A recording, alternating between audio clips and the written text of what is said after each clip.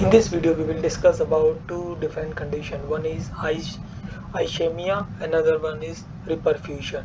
So what is this ischemia and reperfusion? Let us first understand in simple terms. Ischemia means whenever there is insufficient blood supply, that could be because of any reason. And this reperfusion means whenever the blood supply is restored either artificially or uh, through some treatment or some medicines. So what is the mechanism that has been that goes within the cells whenever the ischemia conditions are there within the patient, and uh, whenever this reperfusion used to restore the blood supply. So let us start with ischemia condition. uh, as we know that blood supply is essential for maintaining the required oxygen within the body, and these oxygen's levels are also required to be maintained within the cells.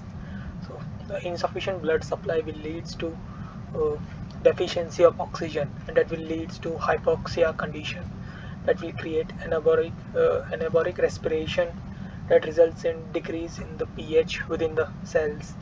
And this MPTP is usually in close condition, but because of the less supply of oxygen, this catabolism of glucose will not be able to occur, or we can say TCA cycle will not be able to perform properly in the mitochondria, which is essential for generation of ATP, that is energy, or in simple terms, that is essential for the survival of the cells, as mitochondria, as we know from our childhood, is the powerhouse of the cells.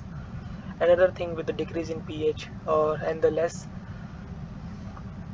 uh, less supply of oxygen will create this microfibrial contracture, and this short ischemia condition, when it is been restored, or uh, when this reperfusion occurs during the short ischemia condition, then it will not create major side effects. However, if the reperfusion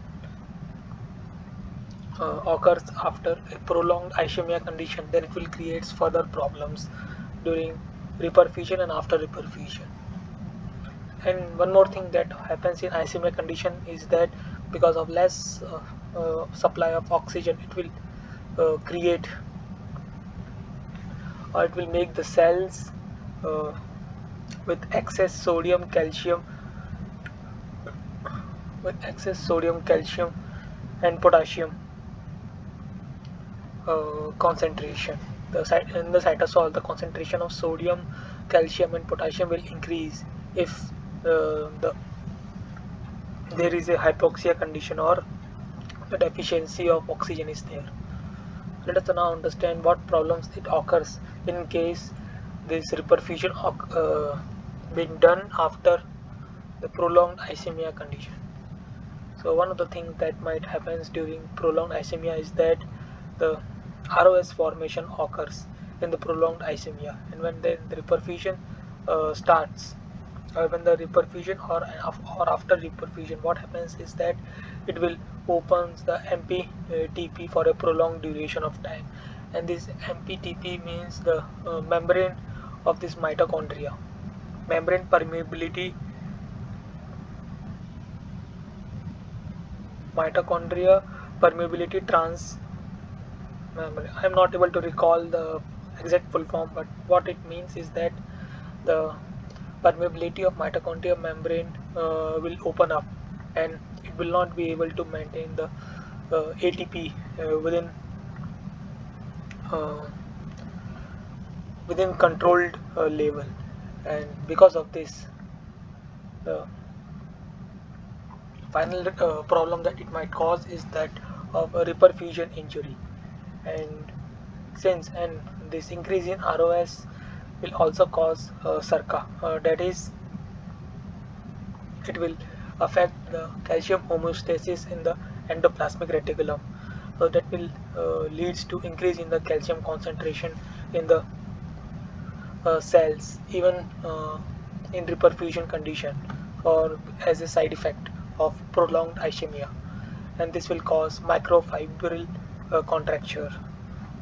Uh, and another thing is that because of the increase in the amount of sodium within the cytosol of the cells during reperfusion, it will form a lactic acid, and that will change the pH. That will also and aggravate the microfibril contracture. So whenever a person is going for a reperfusion, they need to be aware whether